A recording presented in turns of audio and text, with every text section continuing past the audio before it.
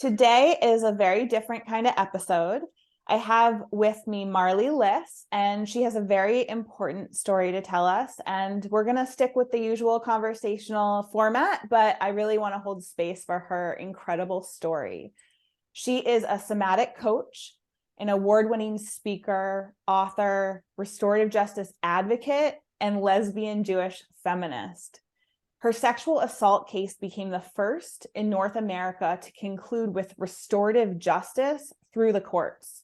Since then, she's coached hundreds of women and non-binary folk in healing shame and transforming trauma. And it's really neat how we connected. I love how Rooted Souls has really been unfolding to prove as a cauldron for connection and reconnection. I met Marlee through one of my previous guests, Claire Fox. She was episode 28, and she told me after sharing a little bit about myself with her that I had to meet Marlee. And when I connected with Marlee, she noticed that a book written by Kazu Haga, which was my guest for episode 26, was really pivotal and informative for her life work, which she's going to share with us today. So it's so neat to feel all those connections. And then as you and I connected today, talking about our shared Jewish lineage and our desire and passion for tikkun olam, which is a Jewish principle of creating a better world, healing the world, which is really the foundation of what we're here to chat about today. So welcome, Marlee. I'm so honored to have you. Thank you so much for having me and for the beautiful intro. I'm like smiling so big over here. So most people probably aren't familiar with restorative justice. I was introduced to the idea back in California when I was doing a lot of social justice advocacy work. I went to San Quentin State Prison for a day to join some life prisoners who are on death row, life prisoners that organized a fundraiser through the Amala Foundation for a global youth peace summit. And the prisoners were doing this to provide resources for their children to not perpetuate the history of prisoners' children going to prison. And restorative justice is really something that, is tied to our roots of social justice and reparative work rather than punitive work. And the idea is an approach to, instead of punishment and perpetuating harm, restoring culture and giving people an opportunity to heal both the perpetrator and the victim. And so I'd love you to talk a little bit about what restorative justice means to you. You have much more experience than I do. Maybe you can redefine it and talk about how you got involved. Thank you so much for sharing like that context, and the work you've done is so powerful to hear about that summit. Like, oof, that's huge. Yeah, so restorative justice is contrasting the punitive system that I'd say all of us are familiar with. This is like what we see in the media, the court system, and the punitive system basically just focuses on punishment. And in contrast, the restorative system focuses on repair. So addressing the harm that was caused and striving for repair. It's rooted in Indigenous, Jewish, and Mennonite principles and communities, which we've both been learning about. And I just feel like it's deeply human, much more trauma informed, ideally survivor centered, meaning we're turning towards the person who was harmed and wrapping them in care and paying attention to their needs rather than what we see in the punitive system so often, where people turn away from the survivor and towards the person who caused harm to try and find punishment. And in the process, they often neglect or even harm the survivor, which I'm sure so many of us have seen or experienced. So that's just a little bit about restorative justice. And just as you're talking about that, I feel my whole chest clenching up. It's just such a distorted, fragmented, harmful process. And many people may or may not be aware of the industrial prison complex, which is for profit. And it's really extorting, is that the word, people, and trying to get cheap labor out of prisoners, and like you said, harming the people that were already wronged. And I just think about how frequently people go through life where they just get in a fight, or they decide somebody is not a good fit for them anymore, and they walk away with a bad narrative about each other, and the poison that moves through society when they're just all these broken relationships, instead of making amends in a way that at least people feel like two humans moving forward in life. And you and I also chatted before the recording about different indigenous practices. I learned about grief rituals from Sabat and Some, from the Dagara tribe in Africa, and really focusing how the community is impacted by people's grief. And it's the community's job to grieve together and to deal with conflict together, because it's poison for everyone. And I can't help but think about how much pain our world is in, and what a different place it would be if our communities came together to really find out why was harm done in the first place. What was the cause of it, and how do we work toward that, instead of just penalize people and lock them up and try to forget about it, which doesn't happen. And as we go through our conversation today, I know we're going to talk about somatic experiencing. So even if on a conscious level, people think they have it out of their mind, or society has put these perpetrators behind closed walls, it's still locked in our bodies and our nervous systems, and it impacts society as a whole. Yeah, yeah. I feel like the punitive system zooms in so much to not even the person who caused harm, but the action, like their harmful action. Um, and in doing so, like in zooming in that much, fails to see so many moving parts, like all the systems that have contributed to that harm, the person who was harmed, the intergenerational trauma, maybe like their upbringing, their past traumas, like the history, the legacy of trauma that's being lived out. So I just think that like when we zoom in that much, it's just really not only inhumane, but really ineffective as well. Like it's just a constant band-aid solution rather than actually zooming out and seeing the bigger picture of what's actually playing a role in all this, what's actually causing this. Mm-hmm. Yeah, that distinction about the action, not the person, is so important to highlight. When I talked to the prisoners at San Quentin, and of course, these were a select few, those who had done emotional work, those who wanted a different world, those who felt badly. Of course, that wasn't all of them, but those that I spoke to, it was my first time talking to incarcerated people. So I had this idea that they were scary, that they were bad. Mhm. And the men I spoke with were deeply remorseful. They were deeply inspired, peaceful men. And I'm sure it took years to get there, but those people, because of that action, were no longer welcome back into society when they were holding so much wisdom and kindness to share with the community. Mhm. But because of that action, they're not allowed to get out. And so Yeah.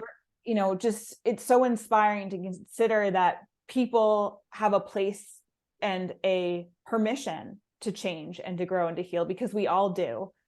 Maybe Yeah. there's some select few that it's too far gone, and in that case it's just a symptom of a larger problem, but Mhm. one person at a time. And Yeah. so this is where I would really love to invite you about the impact you've made through your own experience, and please feel free to share anywhere. But I think for the audience that doesn't know you at all, what Mhm. happened Mhm. and what was the process that you chose to move through with this person and yourself? Yeah. So I had actually never heard about restorative justice at all before, as many of us haven't. Like as most people I connect with haven't. I only knew about the punitive system. And so I experienced a sexual assault in 2016 that was really life-changing, like really, really, really sent me into a spiral, like dark place. And I had no idea what to do. I didn't know about like justice pathways to pursue or whatever. I literally in a state of shock and trauma. I just like eventually built up the courage to tell my really close friend slash roommate. And we looked up, what do you do when you're raped? And it was like, you go to the hospital and you get a rape kit. So that's what we did. And then at some point, a nurse said, do you want me to call the police for you to report? And I was like, well, what are my options? She's like, you can bring in the police and report and pursue justice, or you can go home. Which is what most of us hear. Most of us don't hear about alternatives, which is genuinely like the main reason. Well, I have a lot of reasons I share this story, but that's one of the main reasons I share this story, is just, what if I had known in that moment? What if I had known of alternatives beyond those two choices? So in my mind, I didn't want nothing. I couldn't fathom the idea of just going home and like kind of dropping it. Like I was like, no, I want something. So that's why I reported. I just didn't want nothing. And I didn't really know what it meant to report either. I didn't know that that was me, quote, quote, consenting to like a very trying punitive process that would actually last 3 years. Um, and from the moment I entered the punitive system and reported, every second of it felt so cold. It felt so distant, like, yeah, just even the policies around like they're not allowed to show you too much compassion because that could imply that they believe you, and that would mean that they're biased. So there's like a mandatory indifference. So it was just cold. I was completely in the dark. There was a lot of recreation of what I experienced during the actual assault. So feeling powerless, feeling like my boundaries don't matter. Once we did get to a preliminary trial, which is a first trial to see if there's enough evidence for a bigger trial, I was told, if you don't answer questions on the stand, no matter how invasive, no matter how uncomfortable, if you don't answer, you could be charged as a non-cooperative witness. So I'm like, okay, so I don't have a right to consent in this fight for my right to consent. Wow. I was like, what are we doing? Like, yeah. So there was just so many things about it that just did not make sense to me, were very painful to me, very re-traumatizing. And then on the other, from another angle, what we were just speaking about a moment ago with incarceration and the punitive system, I was also studying social work at the time, but I also do feel this is deeply ingrained in worldviews and perhaps like lineage and culture as well, with Jewish upbringing and the message of Tikkun Olam, repairing the world. So I guess I just was able to zoom out a bit and wonder, wonder specifically what I want the future to be and what the overall goal is. And I was like, what I'm devastated by is rape and rape culture. And I want that to stop. Like, that's what I wanted to stop. And I thought, like, if my assailant, grew up and had kids one day, do I want them to be raised by someone who potentially was incarcerated for a few years, potentially never took accountability or really reflected on his actions at all? Or do I want him, and experience a lot of harm through that system as well, and like experienced a lot of exposure to violence and shame and isolation? Do I want him to be that in the world, or do I want someone who's gone through like a deep process of transformation and therapy and supports, and potentially use this as a catalyst to become an advocate in like my most hopeful worlds? So I just didn't agree with the system. I didn't see how it would lead to anything productive at all. And I also really was struggling with the fact that I had humanized my rapist, because I saw him, like I saw moments of him being really remorseful about what he was doing, but still doing it. And that was very confusing to me. I spent a lot of time in therapy being like, he would literally stop and get up and pace and be like, this is so messed up, and then continue. And I was like, that, even though he continued, part of that was sincere. Like part of him was struggling with what he was doing. So I couldn't grip on to the societal idea that rapists are monsters in a bush that jump out and like are all horrible people, incapable of empathy. Like I was like, no, this was just a guy. So that challenged a lot of those beliefs I'd been taught around the punitive idea that like this isn't a person, like he deserves to rot. I was like damn, like this guy has like a family. Like it was very interesting to have to humanize him in the same way, a similar way you described like meeting people in prison and being like, oh shit, these are people in prison. um so that all led me to really give up on the punitive system, the court system. Again, I didn't know about restorative justice. So I got subpoenaed, called to a criminal trial 3 years after the assault, and I was going to drop the charges. I was like, I don't want to do this anymore. I don't believe in it.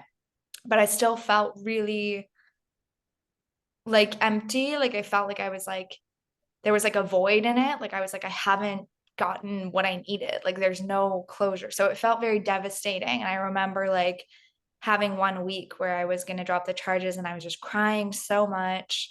And I remember saying to a friend, and in a very powerful, I don't always mention this, but it feels relevant here. It was like her son was actually incarcerated wrongly. He was incarcerated wrongly, and race is definitely involved in that. And she just encouraged me to be like, what, like, yeah, this justice system sucks. What do you actually want? And I kind of described this vision of a really real, authentic process where I actually meet with this person and get to cry and feel my feelings and ask the questions I wanted to ask for years, and like hear an apology, hear what was happening for him, understand more like the moving parts that played into this, him getting help, getting therapy, like doing some of the really deep work to unpack rape culture that I feel everyone should do. And she kind of looked at me and she was like, so make it happen. And it was such a like pivotal fire under my ass moment. Hopefully I can swear on this podcast. Yeah, and I'm just so Yeah. grateful to her for saying what you needed to hear. Yeah. So it was so huge, and it kind of allowed me to validate my wants enough to act on them, because I had really deemed them delusional within a culture that praises punitive behavior so much. So I started researching, and that's when I found restorative justice. And it was such a huge moment because it allowed me to validate everything I wanted. And I was just in awe of the fact that this had like a lineage and roots and history and clear practices. And I was just like so grateful for that. So I literally just put in my Instagram story, does anyone know anything about restorative justice? And someone responded being like, I don't, but like my friend was talking about it, and like she knows someone and she knows someone, and they're connected to this lawyer, Jeff Carolyn, who's like a really cool restorative justice advocate. So I ended up reaching out to Jeff, the lawyer, and he was like, yes, I'm all about this. Like, let's call a meeting with the crown attorneys in the states that would be prosecutors, and we'll talk to them about this. And before that, we can meet up, the two of us, and just like get to know each other, make sure we're on the same page. So he was amazing. He's still amazing from the start. And we met up with the crown attorneys and asked for this. And there was kind of two like classic sort of archetypes in the room. There was a woman, Kara Sweeney, who's an amazing restorative justice advocate and crown attorney, and she was really on board with this idea. She was like, I have been working in this system for 20 years. I constantly see victims re-traumatized, perpetrators acquitted, and when they're not acquitted, they end up incarcerated, and then they come out more angry and they reoffend. And what was the point of it all? And the other woman, who is also a crown attorney, was like, rape is bad, bad equals punishment. Like, what are you talking Mm. about? And so she was very adamant on the traditional punitive system. Um, so we kind of left the room that day, and the two of them started fighting for my case. And there was like a 2-month period where I was like, I don't know which one of them is going to get the case. If the one who I'm not allowed to name gets it, then I'll drop the charges because I don't want to go to criminal trial. And if Kara gets it, this restorative process will happen. So, of course, about 2 months later, I got a call from Jeff, and he was like, Kara fought for this. This is going to happen. Your assailant is going to start therapy right away.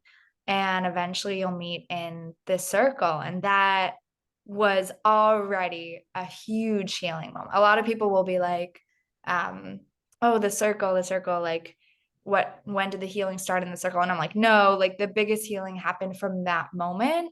And I feel like I described at the beginning with restorative versus punitive, that's when I finally felt like someone turned towards me and said, hey, person who was harmed, like, what you need matters, what you want matters.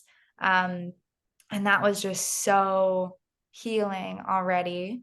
So my assailant went to therapy for 7 months and did really deep work of like unpacking rape culture, learning about consent, learning about degradation towards women, and really diving deep into why he may have done this and what was learned, and taking full ownership and reckoning with his own like sense of self and remorse and who he is in the world. So that was huge to just know that was happening. And then, of course, we eventually met in this circle. And like you had said, restorative justice acknowledges that the community is grieving together.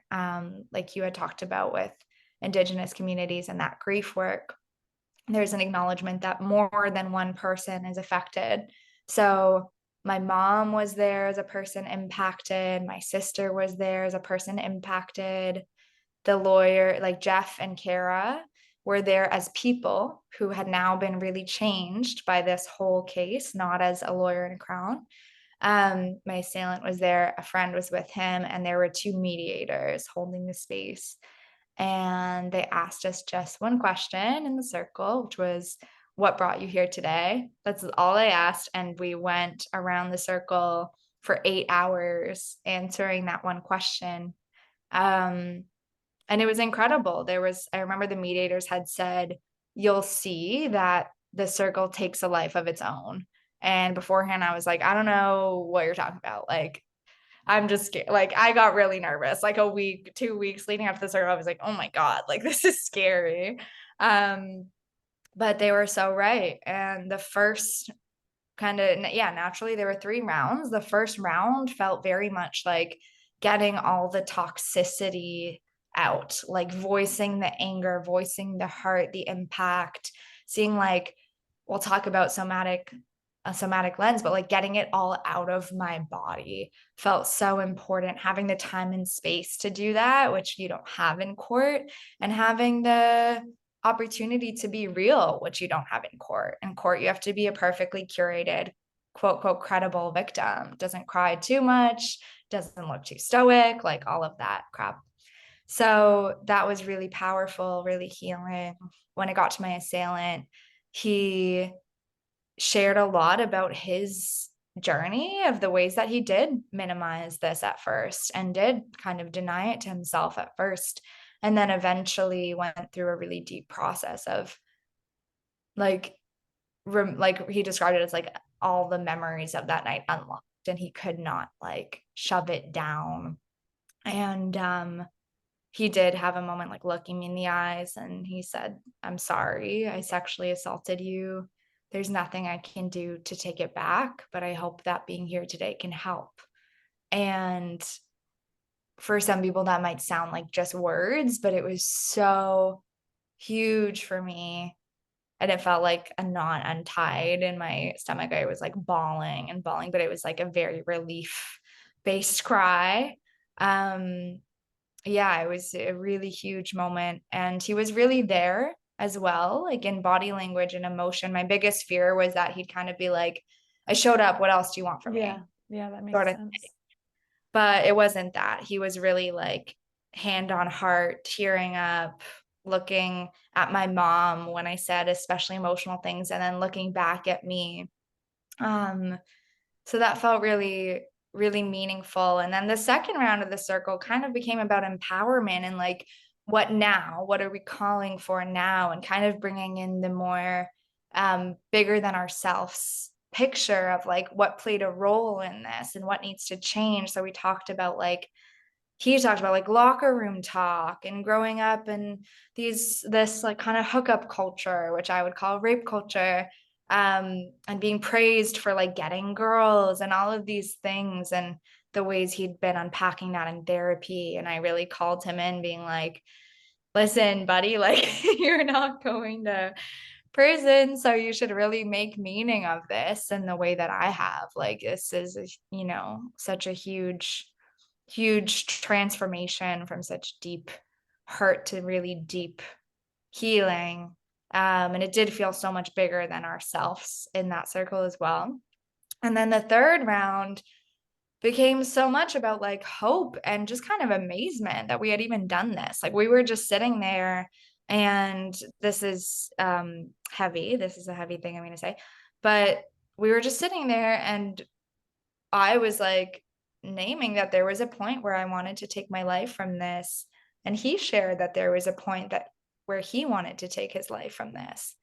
And I was like, that feels like a parallel reality, but like instead we're sitting here and we're really doing this deep work to like heal and be okay and get closure and like make this into something else.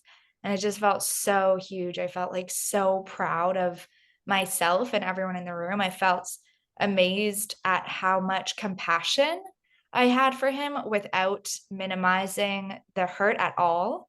Um, and it was just so, it ended kind of beautifully. Like it ended kind of beautifully. And the mediators, it almost sounds ridiculous, but like the mediators put on the song like Here Comes the Sun at the end. Aw. And it literally had like the sunlight was pouring through the window. And the assailant got up and he said, Marlee, like, I would be really honored to shake your hand as a sign of respect and gratitude. And if not, that's okay. And having my assailant ask for consent in Consent. a respectful, honoring boundaries way. Um, and then I did say yes, and we shook hands, and it was such a like somatic, embodied rewriting of all of it, and it was just so powerful. And we walked out of the room, and all of us were like, "Holy shit!" Like, I know how I felt walking out of the courtroom, and I felt like I wanted to throw up. Like I felt horrible, and I felt like I needed a lot of support, and I was like not okay. And I know how I felt walking out of that circle, and it was like, wow, like miracles exist. Like it was so different. So that's really when we all said, we were like, let's take some time to process, but we're all going to be fucking loud about this because it needs to be heard and everyone needs to know about this. And it just, it just is so, has so much potential to break really old cycles of harm and create peace that we've been told isn't possible. Like we've been told it's like silly to hold hope that people can change. We've been told it's weak to believe that people can change. Um, and in I think of like Adrienne Marie Brown, and in her book she asked like who benefits from our hopelessness, and it was just such a affirming moment. So of course we all except for my assailant and his friend, as far as I'm concerned, as far as I'm aware, we all have shared about this publicly repeatedly. And it's made really big waves. And I've heard from survivors from all over the world. There were like 6 articles that came out on the same day, and Forbes, HuffPost, BuzzFeed, like big publications. And I just started getting like thousands of DMs and emails, And of course, like you'd shared with your social media experience too, there was negativity, but I was in awe of how many survivors were saying, I wish I had known about this, or it was so deeply healing to hear about this. Um, I wish more people had access to this. This allows me to affirm my whole worldview. Like it, so those messages just like made me and continue to make me be like, well, I'm never gonna shut up about this until people are like, we all know this already. We already get it. Like, thanks for whatever. But yeah, it's been a really, really powerful journey. So yeah, thank you for allowing me to share. And thank you for allowing me to have a somatic experience. Obviously, I was crying the whole time you were sharing. And, what a prime example from his mouth that hurt people hurt people. And this man was suffering to do this. And what happens when we unpack the suffering and allow it to transmute? And that comes with hope. We have to have an awareness that that's possible. And I'm a strong believer, after having been in the personal development world for over 15 years, that if you're not addressing the nervous system, true healing's not happening. And as with these positive, heartwarming stories not making as much of the news as the terrible stories, somatic experiencing is still so fringe. And my hope for this show, and why I'm so grateful to you, is getting those fringe stories that really are grounded in truth available to the masses. And right now it's a humble show, but I'm grateful for you recognizing the meaning of it and joining with me to bring this information out to people, and recognizing that if we make change in one person's life, it really does have ripple effect. And you're a shining example of that. And it's really an honor to witness and to partake in co-creating something together so that we can share with more people. Oh, thank you. I feel that a lot. And I was thinking of the parallels of, like we were saying with the punitive versus restorative. Like in the punitive system, we're so deeply taught to turn away from the harm and turn towards, we're still turning towards harm, but turn towards, the perpetrator with the mindset of finding like adequate punishment. And on a somatic level, I see us doing the same thing. Like we're trained to turn away from ourselves. We're trained to turn away from our feelings and what hurts, and from our instincts. And it's such a powerful thing when we turn back towards people who are harmed, or the parts of ourselves that need that care. So it really just feels like, yeah, I think a lot about how it's like, those like Russian dolls that are like smaller and smaller. I'm like, I feel like it's like that. Like the smallest doll is like our body. And then like the biggest one is like the legal system. And in between is like our friendships and relationships and school systems. And there's just so many places that we can like weave in that return to care instead of really harmful fixation on punishment. And coming together as two Jewish women, it's so multi-layered here, with just your single experience, but then your ancestral experience and our experience out in society since we were born, which feels very much like I can't be seen, it's not safe to be seen. And the process you had to go through to say, my experience mattered and I want to change this. And you and I were talking earlier about our, it's not just about this one case. Like we have passion about changing systems, many different systems, and anti-Semitism and inclusion. And I mean, the list goes on. Tikkun Olam is a multifaceted process, but somatic experiencing, I'm biased. Like, I just feel like this work is so important across the board. I mean, Yeah. we're walking around in these bodies have to be regulated.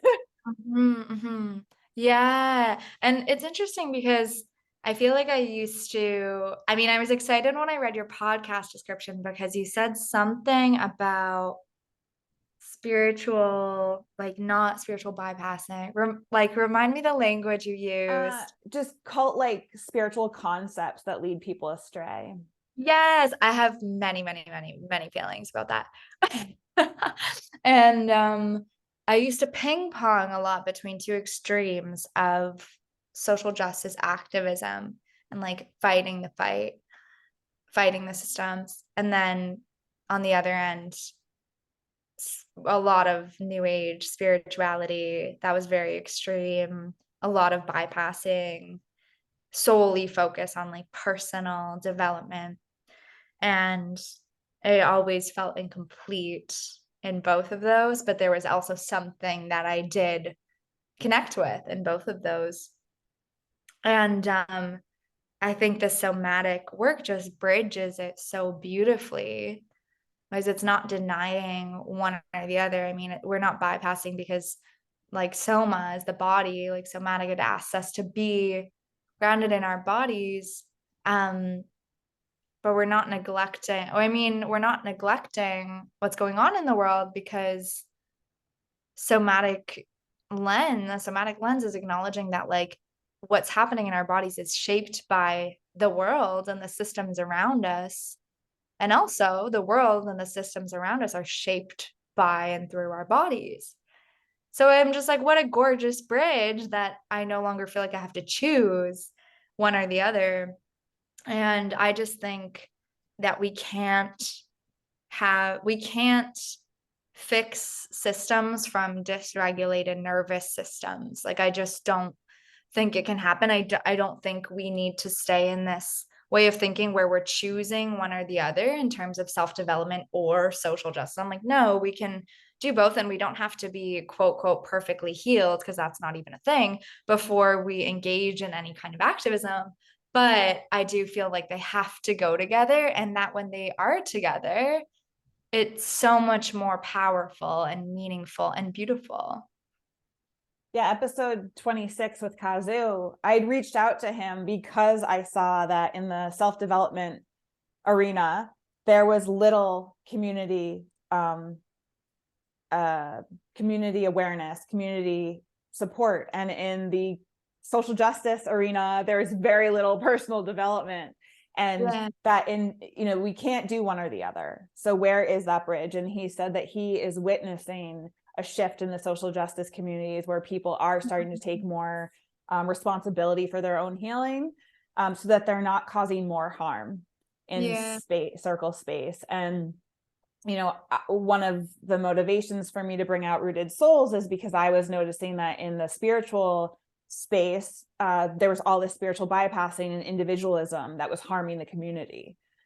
Yeah. So like you said, I'm just reiterating, it's so important to do both. And I think that that's a great, astute awareness that the body is the bridge. Yes. Yeah. I think it's so, so, so important, and something that I've just felt like I had to choose between for so long. And I think that Jewish identity has really helped me be comfy with living in a middle ground there, or even a balanced ground. I'd say a balanced ground, because we see a lot of anti-Semitism coming from the right, of course, and we also see a lot of anti-Semitism coming from the left. And those dichotomies of like, are you a leftist or are you more right wing? You have to choose one and you have to fully be there. I was like, well, neither are perfectly safe for me or welcoming for me or us. And yeah, I think that helped me to like let go of dichotomy a bit and be like, well, what are my values? Where do I want to stand? And once I claim that, I've found so much community from that space of people who are like, it's a little more nuanced than one extreme or the other. Well, part of these harmed bodies that we're walking around in is reconditioning, right? We've been conditioned to be all or nothing, either or, and it's not a balanced place to be. So recognizing the nuances of being a human being, of the community, of emotions, and really getting present, and the piece around consent, like it's just not perpetrating and forcing viewpoints or identities on people and taking each person where they're at in the moment. And if that is a place of willingness, then giving people the space to grow and heal and transform. Because if we're holding everyone to their past, then we're not going to make any progress. Mm-hmm. And I Yeah. think right now our country is facing even more trauma and division because we're holding everyone to their past.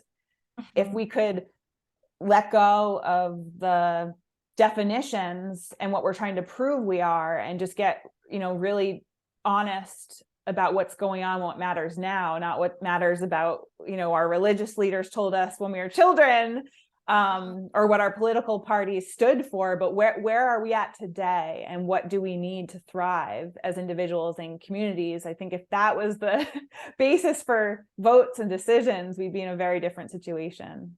Yeah. There's a really beautiful, I mean, I told you before we hit record that I just got bought a book called On Repentance and Repair. That's about restorative justice and Jewish principles.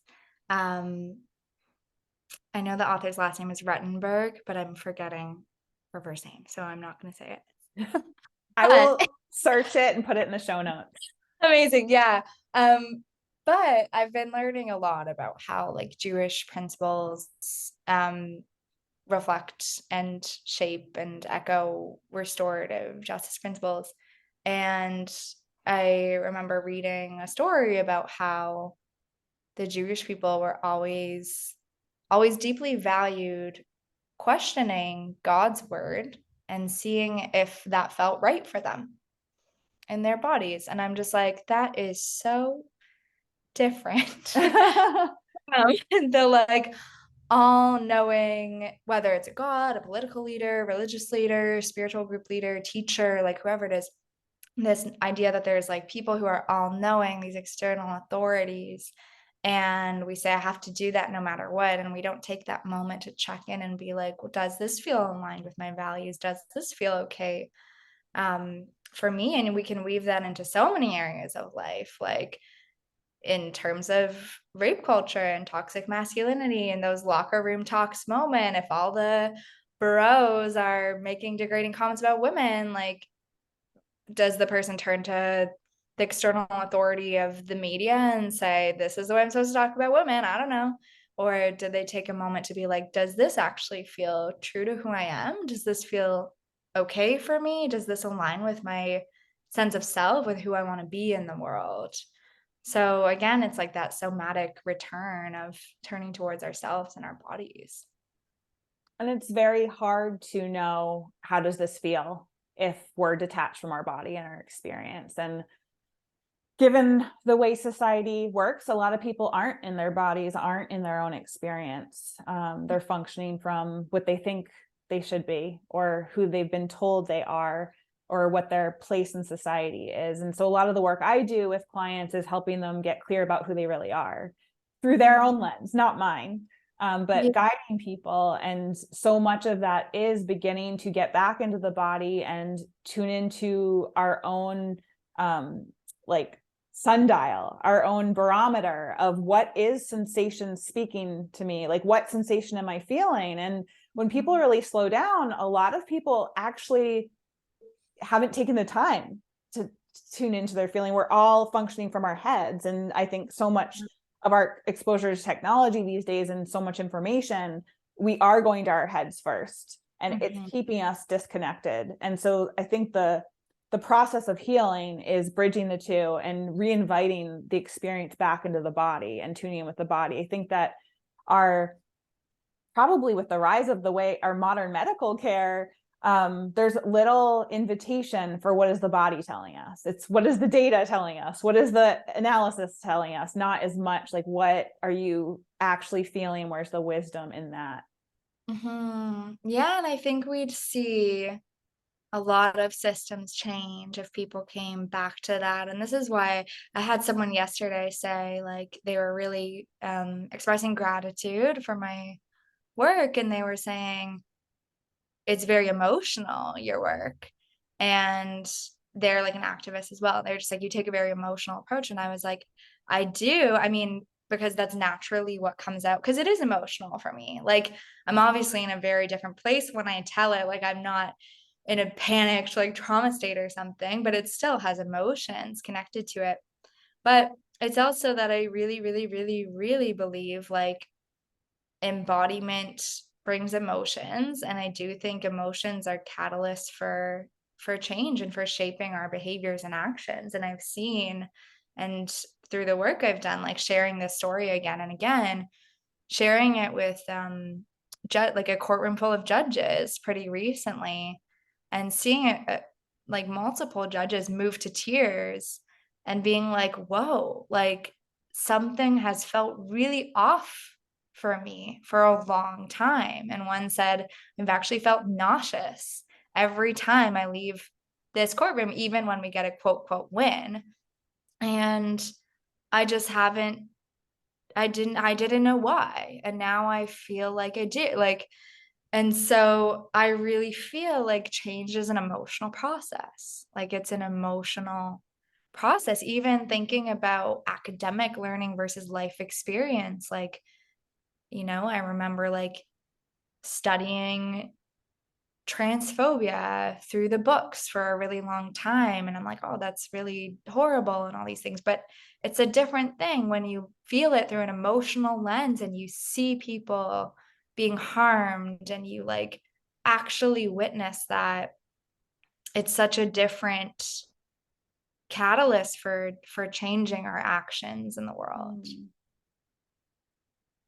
But it's so moving to imagine the judges getting permission to feel it, right? They obviously were having the physical experience, but no connection of what that meant or that it even had a meaning, right? And the healing that occurs when it's just acknowledged, the Yeah. transformation, right? That changed their whole way of being in their body just from that one experience with you. And one of them, just a point on that, like one of them said to me, we're actually not allowed to show emotion in our job. We're not, it's like a strict thing where as the judge, we're not allowed to like cry. And I said, wow, that requirement of dissociation must be really painful. And it was like a man, and it was a man, and he started like just crying more. Like he really needed, because I'm like, that's so harmful to them. Like, yeah. I had asked Kazu during our podcast episode, for those people who are deep feelers, who turn away from the news because they feel like it's just too much to take and that they can't make a difference, what would you say to them and how do you handle it? Because Kazu is a deeply feeling man. He said, well, when I, am in the midst of work and can't focus on crying, like can't take the time to do that, I put it off. And then when I have time, I will read the news, watch the news, and give myself time for my body to process it and cry it out. And I was really humbled because I'm somebody who cries very easily, and I sometimes take that for granted. And I haven't given myself time to really sit and bawl my eyes out with the news. I'll, read it in passing, be upset, cry a little bit, but not really create space to do that. And it was cool because he's actually creating grieving ritual for himself. And especially as a man in this culture, it was really profound and inspiring. But I'm so grateful that there are people like you out here doing this work, and you were the first to take this stand. And I'm so just comforted by the fact that you're out there continuing to talk about it. And I'm curious, I think do you work one-on-one with clients as well as lectures and groups and workshops? Yeah, I mean, well, I just do want to say that I feel like I was the first to have this outcome happen in response to taking a stand through the courts. I feel like there's such a devastating amount of gatekeeping around access to processes like this. And I'm like, I'm certainly not the first person who's asked for Oh, this. wow. So it just felt important to say that. I'm really glad you did. Thank you. Yeah. And I hope and work for that to change. Before you go on, I think that's a symptom of privilege. And I think that one of the things with the industrial prison complex is the minorities, the amount of minorities and people in poverty that are ending up and and their kids are ending up in jail because there hasn't been access to this. I mean, 8 hours, like that's time and money, like for the system to invest in that. So thank you for naming those who have asked and who have not received. Yeah. Yeah. And again, I'm like so fucking fired up about like changing that through emotional work. Like I'm like the gatekeepers are the judges who can cry about it if they want to. Like, you know what I mean? Like those are all like the people behind the system. So yeah, I'm actually not working with one-to-one clients at the moment. I do have a wait list for that. Um, I will have some somatic, like trauma-informed pleasure-based programs for groups launching in the new year, 2023. But if folks follow me on Instagram at Marlee Liss, MarleeLiss, they can find plenty of resources on restorative justice, on trauma-informed pleasure, updates on those group coaching programs. But mainly my focus right now is speaking and workshops. So I've really been loving speaking on campuses, at conferences, organizations, on these topics of trauma-informed pleasure and restorative justice, restorative principles, and also offering workshops. So somatic ones that look at like healing the nervous system, especially after trauma, ones on integrating restorative justice at all levels of our lives. So in policies and relationships and schools and daily lives.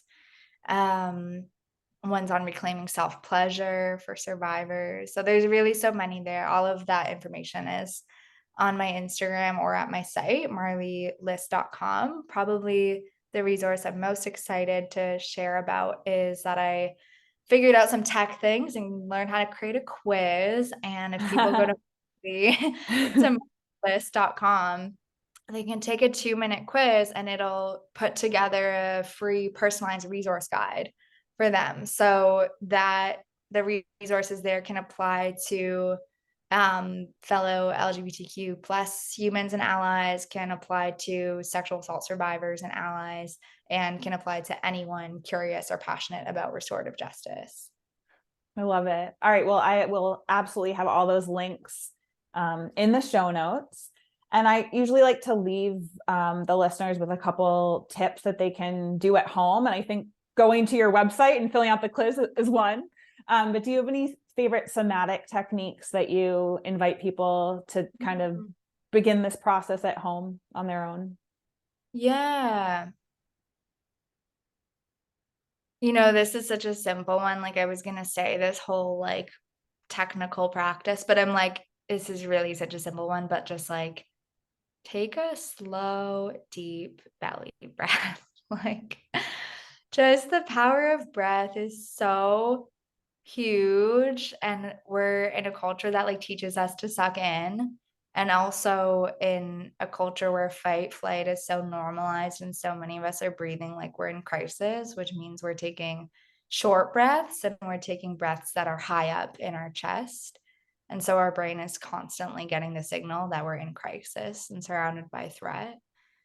So just the literal power of like slowing down your breath and lowering it into your belly and letting your belly move in and out is like can be genuinely life-changing. Like you're just then going to constantly signal your brain that like you are safe to relax, and then that's going to create this gorgeous cycle where then that shapes your behaviors differently and it shapes your physiology differently. So I know that's so simple, but I'm like I can never be reminded enough times to take a slow deep belly breath and like sound out a sigh. Like there's just nothing like it. And if Zoom didn't mute when we're both making sound, I would invite us to both do that together, but it never sounds right. I know, yeah. Marlee, it's just been so genuinely nourishing to connect with you. And I'm so grateful that our paths connected. I'm so grateful that I'm able to connect you with Kazoo, and that this ripple effect of people choosing themselves and choosing healing continues to reach more people. Thank you so much. This has been so beautiful and so like heart nourishing and needed for me as well. So thank you so much. I'm so glad we're connected. And thank you to all the listeners. I always remind people like I'm a human. I'm really, really happy to hear from you. So my DMs are always open. Like just say hi. You can ask questions. You can share feels. You can ask for resources. Like that's all there. I love that open arm welcome. And if this episode speaks to you or you know somebody who could hear it, please share it with them. Yeah, I'm just inspired by your outreach. I'm wanting this show to reach more people. So, please don't just send it out to everybody, but to those people that need to hear this, please don't hold back. Please share it with them. And Marlee, I'm just looking forward to seeing more of your work and maybe having you back on the show to talk about all the other topics we're passionate about. And thank you to everybody listening for just having an open mind and an open heart and taking the time to hear this story. Thank you so much. Lots of love. Yay. See you next time.